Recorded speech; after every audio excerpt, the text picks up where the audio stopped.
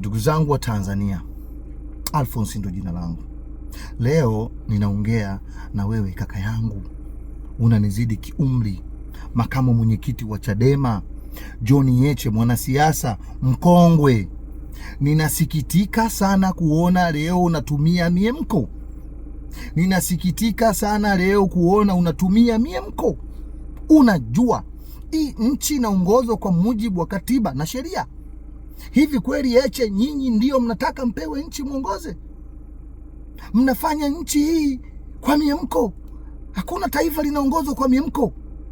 Kuna watu wengi sana wako jela huko, wanatoka katika familia zao na taasisi zao, na jela ipo kwa mujibu wa katiba na sheria. Hivi leo kila mtu ambaye ndugu yake yuko mahabusu, yuko jela, taasisi hizo zingine, kila taasisi itoke na matamko, lasi hivyo msipofanya, listen to me, nchi iongozwe hivyo, mnatusikitisha. Hiyo ni miemko na utoto.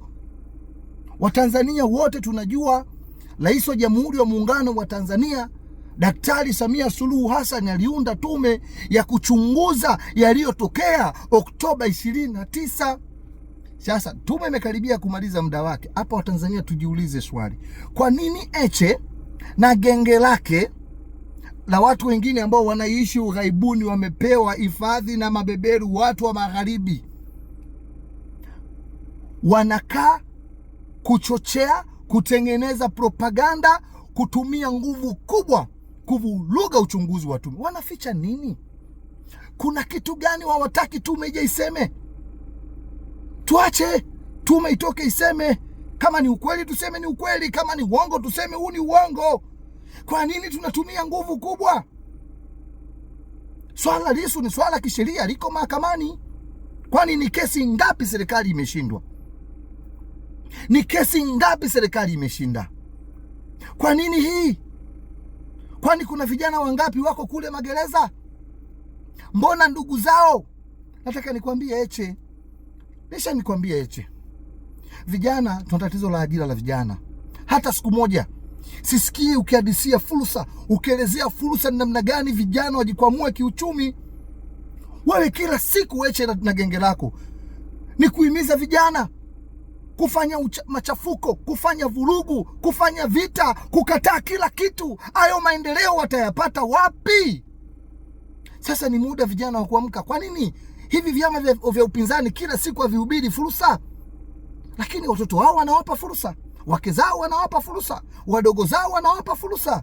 Ila wanachama wa vyama wakeleketwa wapinzani wanahubiriwa kuwa machafuko, kupinga, kutukana. Kiingia mitandaoni na vijana wanatukana. Heche my brother, acha siasa za miemko. Tuache kutengeneza propaganda. Tunajua lengo la hichi mnachokileta sasa ni kuvuruga ushahidi, kuvuruga taratibu ambazo za tume ambayo inakuja nayo. Na Watanzania tutokubali. Tunaomba tu watulivu wa Tanzania. Tusubirie tume inasema nini. Tume si itakuja itasema, tutaioje wa Tanzania? Ilikuweje? Kwa nini? Ndio.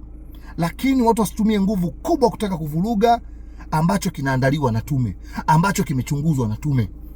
Acheni siasa za miemko. Heche, wewe umejenga heshima, unaivunja heshima yako mwenyewe. Wewe leo wakushikwa masikio na Maria Sarungi. Wewe leo wakushikwa masikio na Mange Kimambi. Wewe Heche leo wakushikwa masikio na ule mtoto Nuruvasi. Hapana, Heche unanisikitisha. Hatuja kuzoea hivyo Mkuria. Asanteni sana Watanzania.